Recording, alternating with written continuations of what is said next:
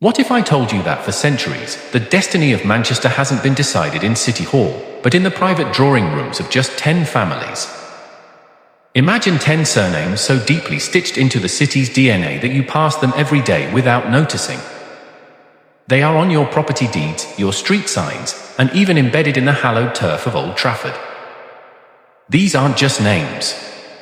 They are empires built on cotton, canals, and a frightening level of foresight. Collectively, these families own entire postcodes. They collect the rent on the car parks you use and the trendy bars you visit. It's been said they could clear the city's entire public debt before finishing their breakfast. Today, we go behind the unassuming black doors of Didsbury and the offshore trusts of Jersey to meet the true, unseen architects of Manchester. Stick around, because the family at number 3 still owns the freehold to the very street you likely walk down every single day. Number 1. The Hume Lowrys family, the art of the merger. Narrator, we start in 1782 with a classic old money-o maneuver, the strategic marriage. When Cotton King Matthew Hume married into the Lowry banking dynasty, a powerhouse was born. The Lowry bank's vault swung open, pouring capital into Hume's industrial mills. At their peak, their mills in Ancoats roared with 4,000 looms, a deafening symphony of manufacturing power. The twist, today, they are masters of stealth wealth. Their headquarters? An unassuming black door in suburban Didsbury. But don't let the facade fool you. They hold the freehold on half the northern quarter's bars. Their land value alone is estimated at £320 million, and they've been collecting dividends from a 1924 trust like it's wedding confetti. Number 2. The Traffords, from deer parks to industrial titans. Narrator, you know Trafford Park, but do you know the family behind it? The Traffords can trace their lineage back to the 12th century. Originally, Sir Humphrey de Trafford fought the Industrial Revolution with everything he had. He hated the noise, the pollution, and the railways. But when he lost the battle, he made a move that redefined the family fortune. In 1896, he sold the estate to create the world's first planned industrial park. The genius move, they sold the land but kept the gravel rights. Every time a lorry rumbles out of a quarry near the Ship Canal, a de Trafford somewhere gets a notification that their trust fund just got topped up. The Schwabers and Mosleys, the ground beneath your feet. Narrator, this is a tale of Hamburg Greek meeting British land. Paul Schwaber arrived in 1842 with nothing but a patent for mercerized cotton, a process that made cotton look like silk.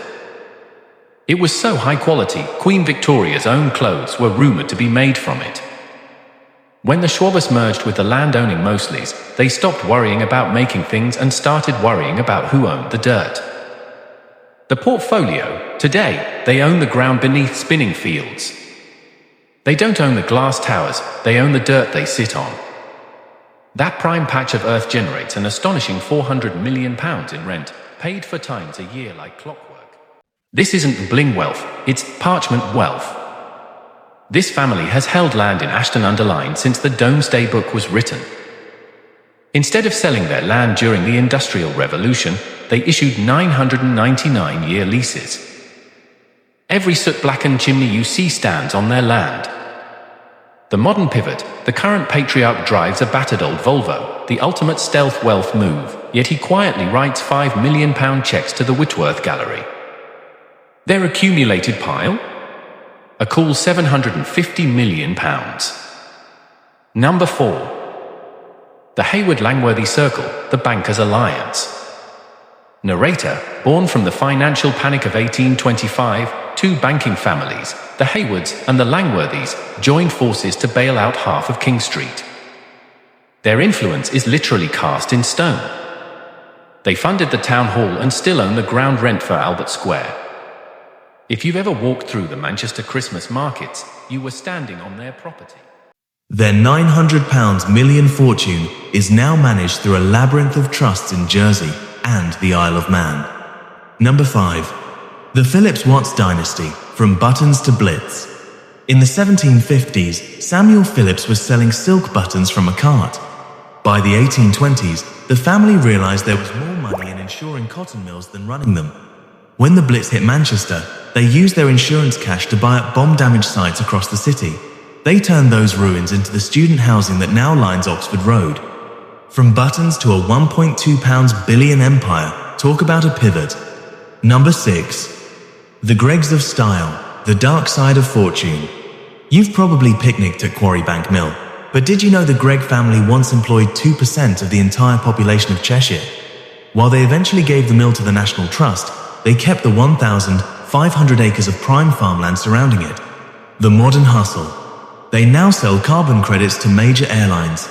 Every time you offset your flight, you're likely helping the Gregg family maintain their £1.6 billion invisible fortune. Number 7. The Montagues, the Dukes of Manchester. The Dukes of Manchester are the ghosts of the city. While they once squandered millions on high-profile divorces and expensive horses, they were smart enough to keep their Manchester freeholds. Those grand Victorian arcades on Deansgate, the rent still thuds onto the Duke's doormat every quarter. Protected by French and Canadian trusts, their residue fortune is still a massive £2.3 billion. Number 8. The Ratcliffe Legacy. New money, old soul. Finally, we meet the man who bridges the gap, Sir Jim Ratcliffe. Technically, he's self-made, but with a £17 billion fortune and a seat on the Manchester United board, his wealth has the gravity of a 1,000-year-old dynasty. He owns prime Salford waterfront land and a private jet terminal. Yet, he's still known to sip tea from a chipped mug in the same cafe his mum took him to as a boy. Manchester isn't just a city of industry, it's a city of secrets. Which of these names made you check your own tenancy agreement? Have you spotted an ancient family crest in a local pub? Let me know in the comments. And if you want to see how these dynasties spend their millions, hit that subscribe button. Part 2 is already in the oven.